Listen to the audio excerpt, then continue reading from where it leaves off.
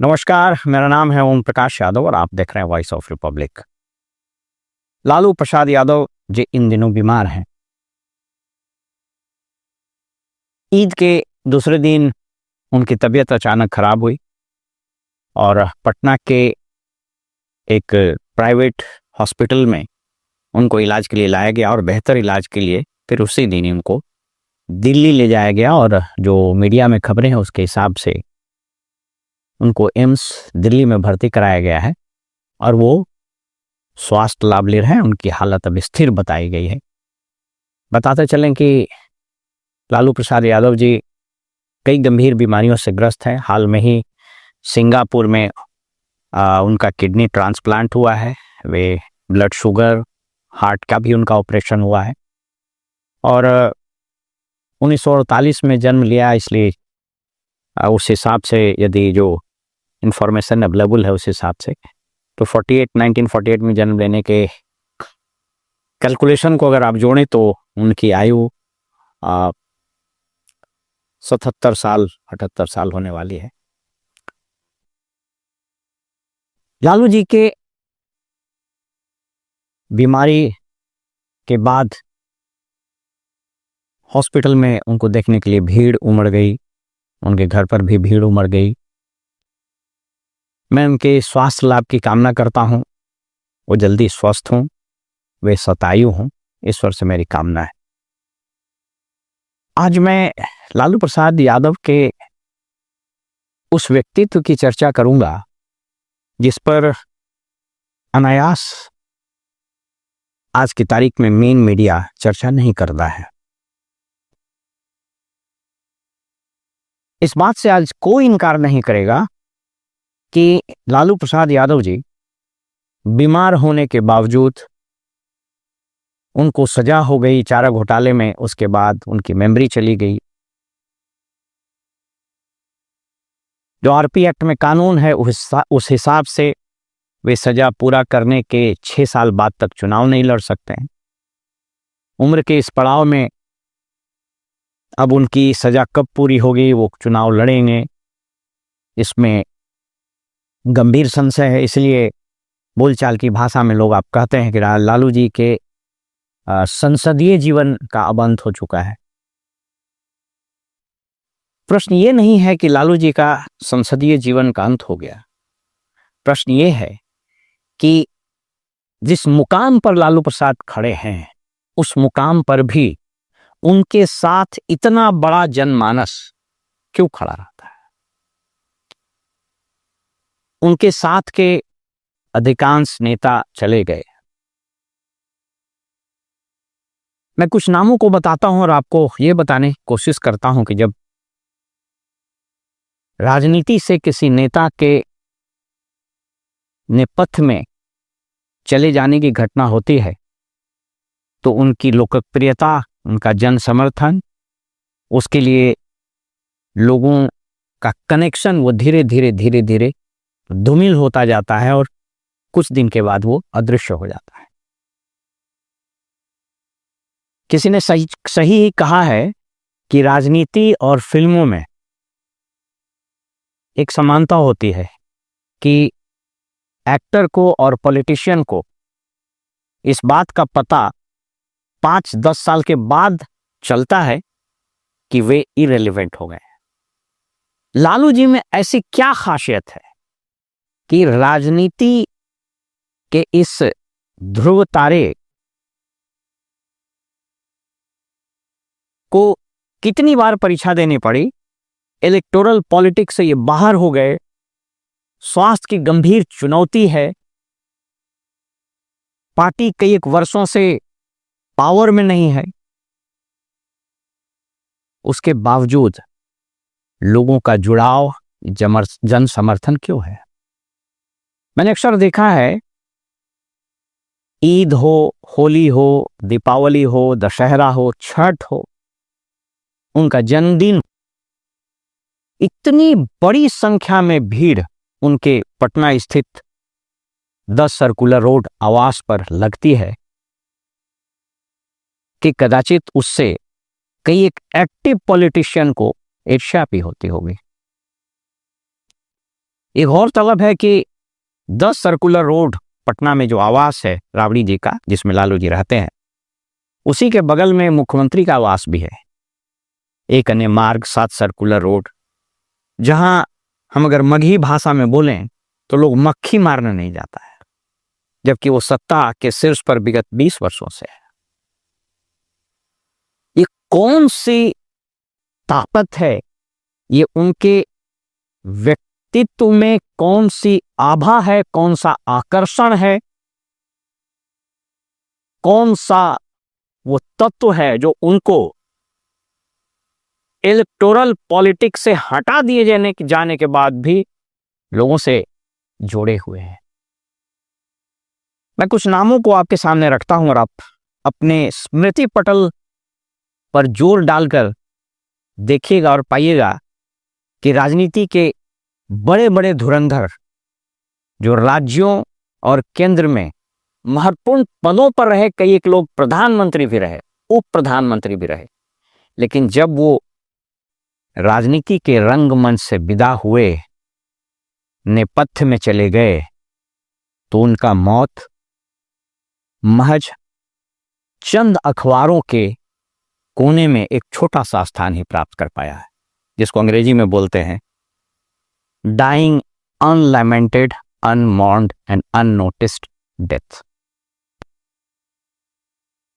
मैं शुरू करता हूं अटल बिहारी वाजपेयी जी से। जब उनको राजनीति से विदा किया गया या वो स्वयं विदा हुए, उनकी याददाश्त चली गई, घुटने की बीमारी, उनका ट्रांसप्लांट हुआ था, किडनी ट्रांसप्लांट हुआ, उसके बाद भी वो ठीक नहीं हो पाए और वर्षों तक एकाकी जीवन, शोर कोलाहल से दूर उन्होंने अपना जीवन व्यतीत किया और 15 अगस्त को ही उन्होंने अंतिम सांस ली। न कोई शोर, न कोई कोलाहल, न कोई भीड़ उनके दरवाजे पर आती थी। ज्योति बसु ऑफ कोर्स ये एक वैसे नेता थे जो अंतिम साल तक भी, जीवन के अंतिम काल में भी बड़े प्रासंगिक रहे। हालांकि धीरे धीरे उनका नेपथ्य में चला जाना उनको अलग कर दिया गया।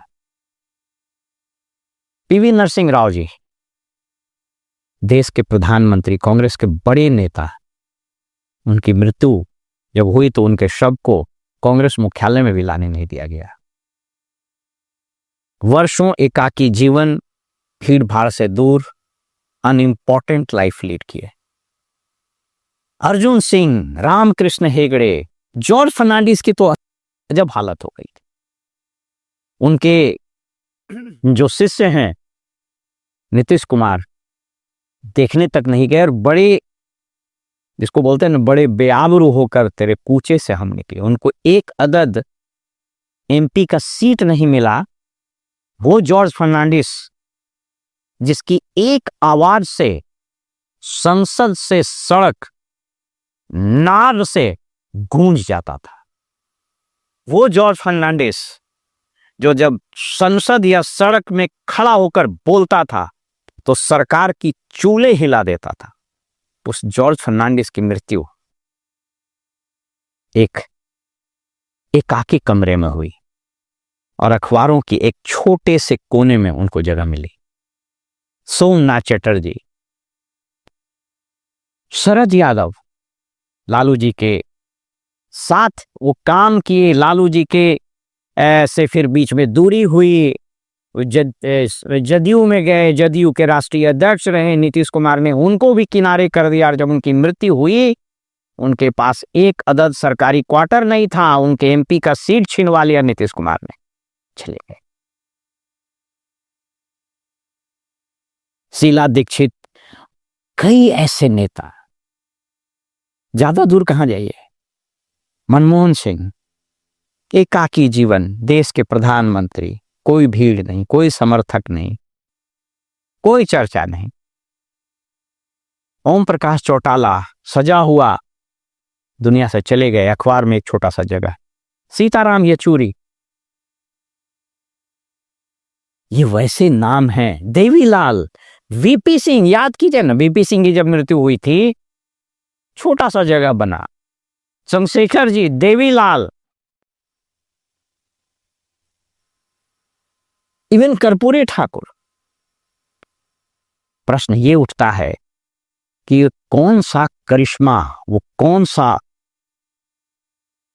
तत्व है जो लालू यादव को उम्र के इस पड़ाव पर, राजनीति के इस चौराहे पर भी इतना प्रासंगिक बनाए हुए हैं कि जब लालू जी बोलते हैं तो न सिर्फ राज्य की राजनीति अपितु केंद्र की राजनीति भी मानो करवट लेना शुरू कर देती है। 11 जून 48 को गोपालगंज के एक छोटे से गांव में जन्म लेने वाला व्यक्ति कैसे गुर्बत से उठा और कैसे फिर छात्र जीवन में प्रवेश किया। 73 में राबड़ी देवी से शादी हुई, 9 बच्चे हैं, 2 पुत्र 7 बेटियां, ये सब आप लोग जानते हैं। 1970 में पटना यूनिवर्सिटी में स्टूडेंट यूनियन के महासचिव के रूप में छात्र राजनीति में प्रवेश किया और देखते देखते 1973 में पटना यूनिवर्सिटी यूनियन के स्टूडेंट के अध्यक्ष भी बन गए। इनके जीवन में 1974 वर्ष बड़ा महत्वपूर्ण था, जब जयप्रकाश जी के संपूर्ण क्रांति में ये शरीक होते हैं और उसके बाद मानो लालू जी के व्यक्तित्व, इनके कृतित्व, इनके राजनीतिक जीवन में पंख लग गए। 1977 में लोकसभा से छपरा से चुने गए और उसके बाद इन्होंने कभी पीछे मुड़कर नहीं देखा। मात्र 29 साल की उम्र थी जब वो सांसद बने थे। मैं अपनी बात को शॉर्ट करता हूं और आपको बताता हूं कि कैसे 12 से 14% आबादी वाले इस यादव समाज से निकला हुआ यह व्यक्ति सामाजिक न्याय का एक ऐसा पुरोधा बना कि जिसको इतिहास चाह कर भी भूल नहीं पाएगा। इतिहासकार चाह करके उसकी कहानी को तोड़ मरोड़ कर प्रस्तुत नहीं कर सकेंगे। वो इसलिए नहीं कि इतिहासकार इनके पक्ष में नहीं होंगे, बल्कि इसलिए कि लालू प्रसाद यादव की जीवनी, लालू प्रसाद यादव का संघर्ष, लालू प्रसाद यादव का कृतित्व उन लोगों के हृदय में पैवस्त कर चुका है जिसको हम समाज का अभिवंचित वर्ग कहते हैं। ये बात अलग है कि गवर्नेंस के फ्रंट पर जब 90 में वो मुख्यमंत्री बने तो उन्होंने एक नई पारी की शुरुआत की। पहली बार लोगों ने पाया कि उसके बीच से उठा हुआ एक व्यक्ति मुख्यमंत्री की कुर्सी पर जा बैठा है। मुख्यमंत्री के बनने के बाद भी वर्षों तक वो पटना के वेटनरी कॉलेज के चपरासी क्वार्टर से शासन चलाए। 95 में अपार बहुमत मिला और उसके बाद की कहानी आप जानते हैं। चारा घोटाला एक ऐसा अध्याय था जिसने लालू जी के जीवन को एक नई दिशा दे दी। आज चारा घोटाले के बारे में अलग अलग परतें खुल रही है। स्वयं इस मामले की जांच करने वाले आईपीएस अधिकारी भी अपनी किताब में ये लिखते हैं कि लालू प्रसाद यादव जी को फंसाया गया। मुझको याद है कि मैं उन दिनों जमशेदपुर जिले में पोस्टेड था और 27 जनवरी अगर मुझे ठीक से याद हो तो 27 जनवरी 1996 को चाईबासा से एक खबर आई कि वहां ट्रेजरी में निकासी में कुछ गड़बड़ी हुई है।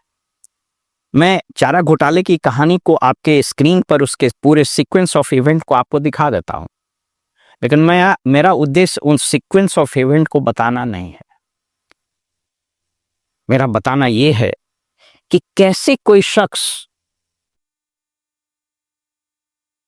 जब एक बार उनके पार्टी का स्ट्रेंथ घट करके मात्र 22 विधायक का हो गया 2009 में, उसके बावजूद यह शख्स आज तक भारतीय राजनीति में रेलेवेंट है और कदाचित जीवन के अंतिम पड़ाव, अंतिम सांस तक यह व्यक्ति लोगों के दिलों पर राज करेगा।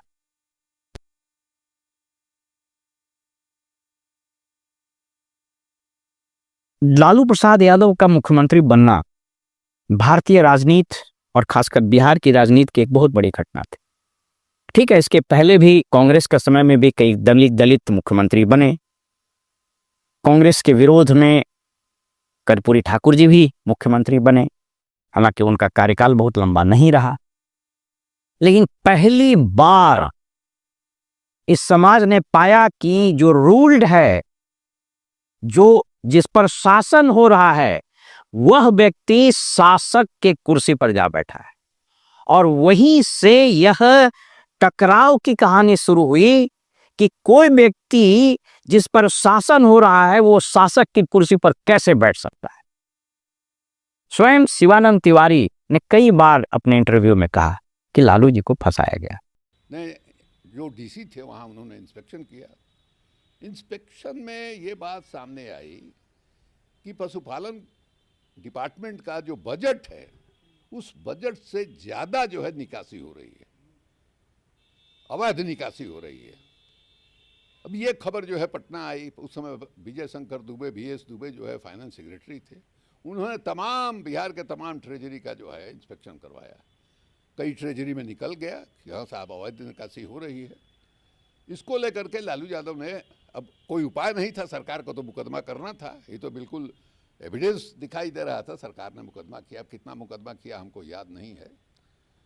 मुकदमा हुआ, उसके बाद जो है हल्ला होने लगा कि ये साक्ष्य नष्ट किया जा रहा है, फाइल जलाई जा रही है, तो यहाँ से धुआं उठ रहा है, वहाँ से धुआं उठ रहा है। ऐसी परिस्थिति में ये हुआ कि नहीं साहब, बिहार सरकार इसका निष्पक्ष ढंग से जांच नहीं कर सकती है, CBI इसकी जांच करे। और CBI से जांच के लिए हम लोग पटना हाई कोर्ट में पिटीशन डालें। पिटीशन डालने की बात हुई, संयुक्त भारतीय जनता पार्टी और समता पार्टी दोनों मिल करके डालें। नीतीश कुमार को दस्तखत करना था समता पार्टी की ओर से, उधर से सुशील मोदी को दस्तखत करना था।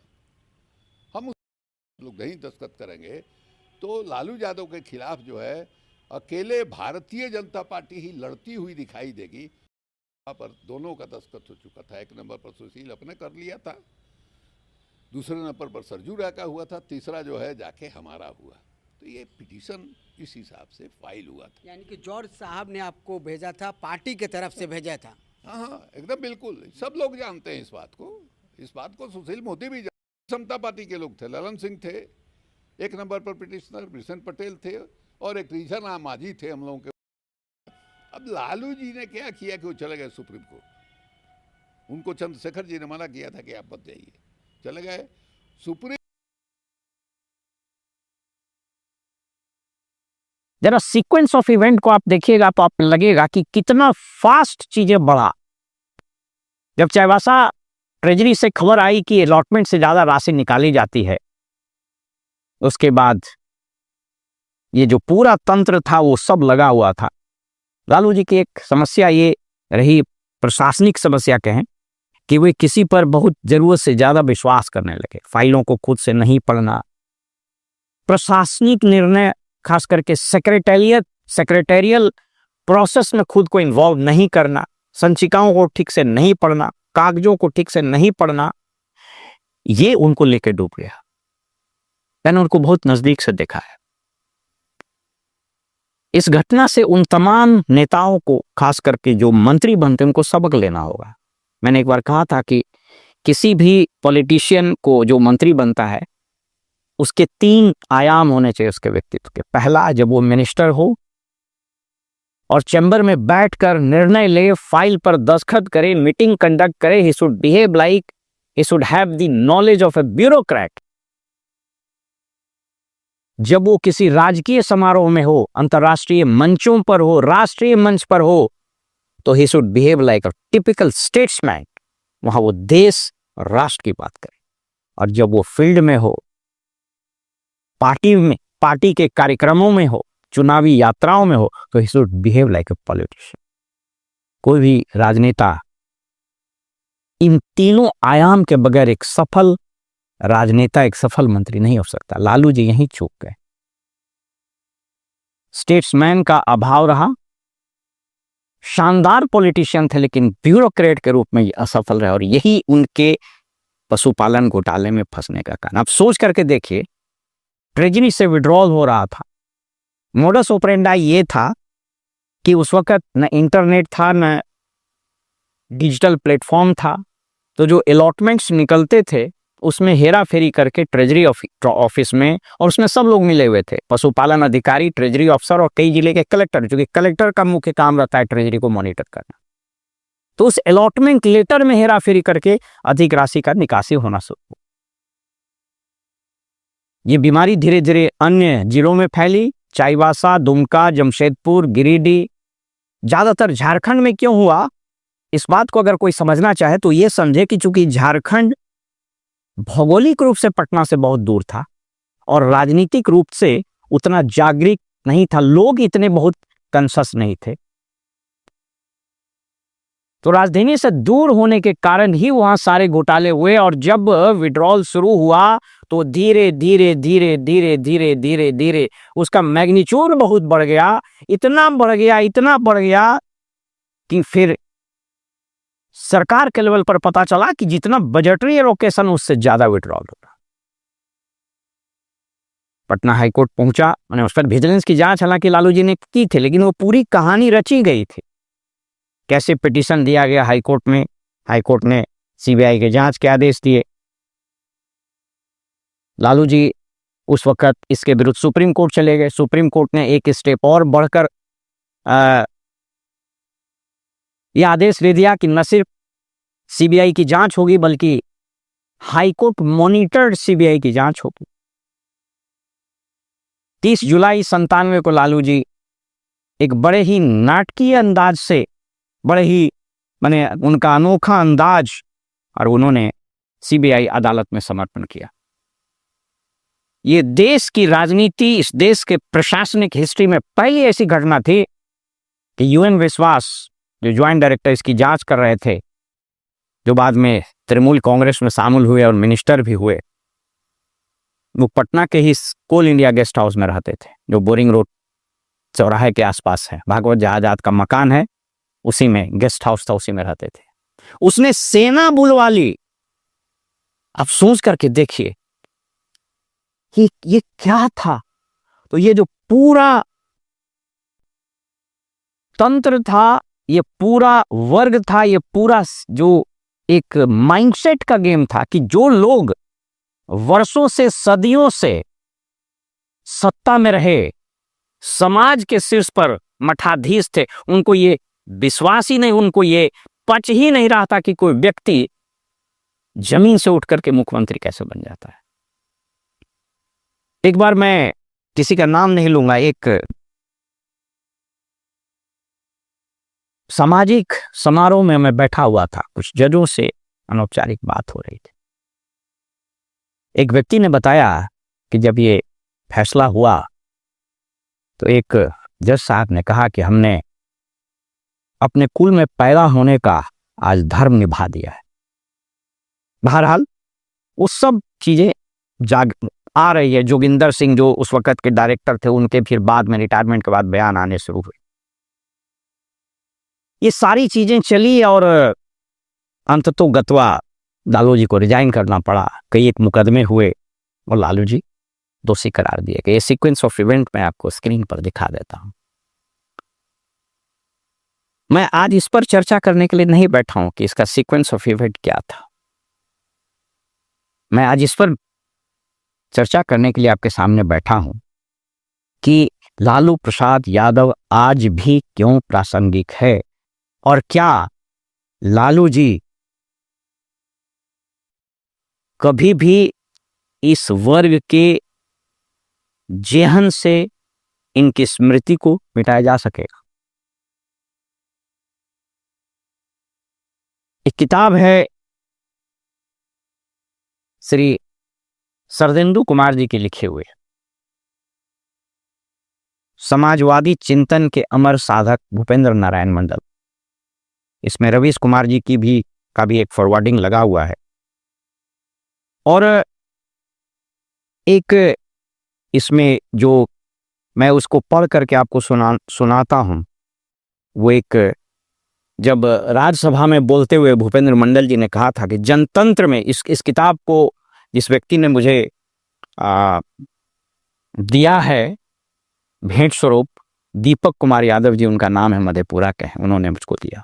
और इस किताब को जो मैं पढ़ना शुरू किया तो समझ में आया कि कैसे शासक वर्ग कभी भी इस बात को एक्सेप्ट नहीं करता है कि उसके नीचे से, उसके पैर के तले बैठा हुआ कोई व्यक्ति उसके नजदीक खड़ा हो जाए।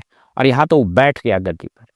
इन्होंने लिखा कि जनतंत्र में अगर कोई पार्टी या व्यक्ति यह समझे कि वही जब तक शासन में रहेगा तब तक संसार में उजाला रहेगा, वह गया तो सारे संसार में अंधेरा हो जाएगा। इस ढंग की मनोवृत्ति रखने वाला, चाहे वह व्यक्ति हो या पार्टी, वह देश रसातल में चला जाए। मैं इतिहास में नहीं जा रहा हूं। हमारी सामाजिक व्यवस्था, जाति व्यवस्था, वर्ग व्यवस्था ने भारत के आम जनमानस को पौरुष विहीन, शक्ति विहीन, संसाधन विहीन कर दिया। मुझे अटल बिहारी वाजपेयी जी की कुछ पंक्तियां याद आती हैं। एक भाषण में कहते हुए उन्होंने कहा, हमने समाज के बहुत बड़े वर्ग को लड़ने के अधिकार से वंचित कर दिया। हमने उन्हें हथियार नहीं उठाने दिए। मार्शल, नॉन मार्शल के आधार पर हमने समाज को बांट दिया। वो लुटेरा सोमनाथ के मंदिर तक चला गया। पुजारी देखते रहे। मंदिर की पूजा भक्तों को करना पड़ती है। मंदिर तो एक प्रेरणा का केंद्र है। मैं देशपांडे जी की तरह से नास्तिक नहीं हूं, मगर उनकी नास्तिकता में भी जो आस्तिकता है, मैं उसका आदर करता हूं, उसका सम्मान करता हूं। वो जिस आत्मविश्वास से नास्तिक होने की बात कहते हैं, तो मैं उनसे कहना चाहता हूं वो सचमुच में नास्तिक नहीं है। जिसकी आस्तिकता है, जिसका विश्वास है, वो नास्तिक कैसे हो सकता है? विश्वास किसमें है ये बड़ी बात नहीं है, विश्वास है या नहीं। हमने समाज के बहुत से बड़े वर्ग को विश्वासहीन बना दिया। कि जब बैटल ऑफ पलासी और बैटल ऑफ बक्सर में अंग्रेजों के विरुद्ध युद्ध चल रहा था, जब देश के किस्मत का, देश के मुस्तकबिल का फैसला होने वाला था, तो उस युद्ध में भारतीय समाज का एक बहुत बड़ा वर्ग भाग नहीं ले रहा था। क्यों? क्योंकि उसको लगता था यह युद्ध दो शासकों के बीच में है, इसमें मेरा क्या काम है। समाज का यह तिरस्कार, समाज में यह जो भेदभाव, समाज में आर्थिक विषमता, समाज में जाति के नाम पर शोषण, जाति के नाम पर उपेक्षा, इसने इस देश के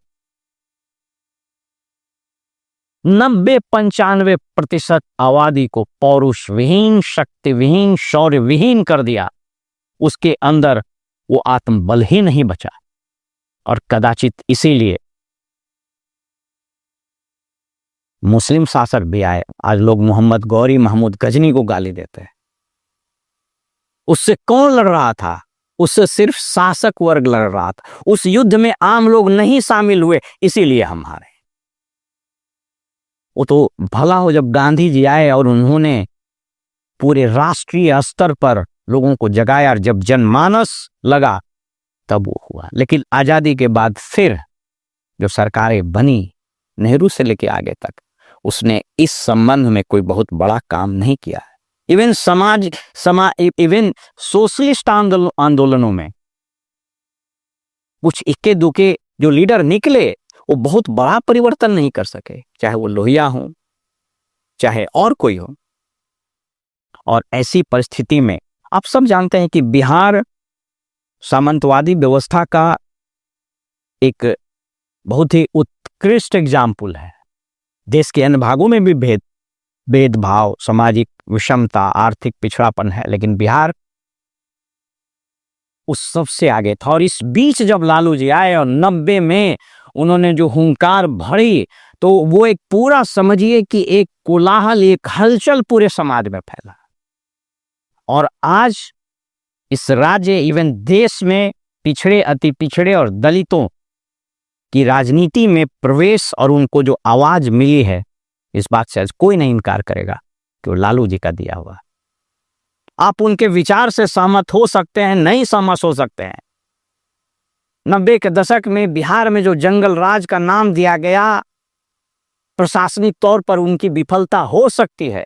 आर्थिक प्रगति में बिहार पिछड़ा, यह एक ऐतिहासिक तथ्य है।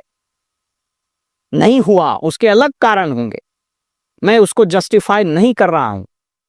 ये खास करके लालू जी के जेल जाने के बाद जब राबड़ी जी का शासन हुआ और उनके दोनों भाइयों का प्रवेश हुआ और अप्रत्यक्ष रूप से extra constitutional, extra legal authorities बननी शुरू हुई, उसने बिहार के प्रशासनिक तंत्र को बेड़ा गर्क कर दिया, जिसको बोलते हैं ना कि प्रशासनिक ताने बाने को बिल्कुल तार तार कर दिया।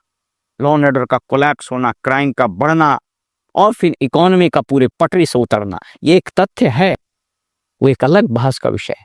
लेकिन यह भी एक तथ्य है कि उस दौर में इन्होंने जो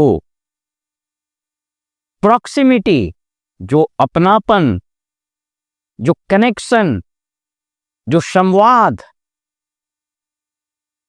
स्थापित किया, समाज के सीमा पर अंतिम बैठा हुआ व्यक्ति से, वह तंत्र, वह लड़ी, वह कनेक्शन, वो धागा आज तक कोई नहीं तोड़ पाया।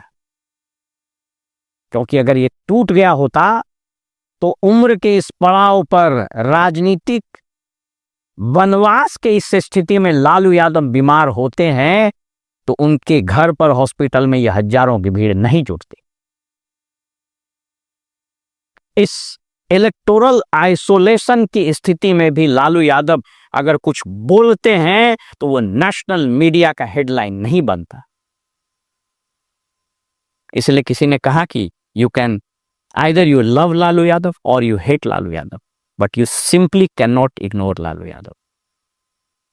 मीडिया का हीरो लालू प्रसाद यादव आज अपने स्वास्थ्य, अपने जीवन, अपनी सांसों के लिए संघर्ष कर रहा है। ईश्वर से कामना है कि वो स्वस्थ हों और लौटकर आए। लेकिन प्रश्न ये उठता है कि जिस समाज को उन्होंने दिया, जिस समाज को जगाया, जिन लोगों को इज्जत से, शान से सर उठाकर आत्मबल से खड़ा होने की आवाज दी, क्या उन तत्वों को फिर से कुचल दिया जाएगा? क्या लालू प्रसाद यादव के बाद फिर इस समाज में कोई वैसा पुरोधा आएगा जो इस एस्टैब्लिश्ड सिस्टम के विरुद्ध खड़ा हो जाएगा? यह प्रश्न मैं आपके आंगन में, आपके आंचल में छोड़े जा रहा हूं। फिलहाल हमें इजाजत दीजिए और आप देखते रहिए वॉइस ऑफ रिपब्लिक। नमस्कार।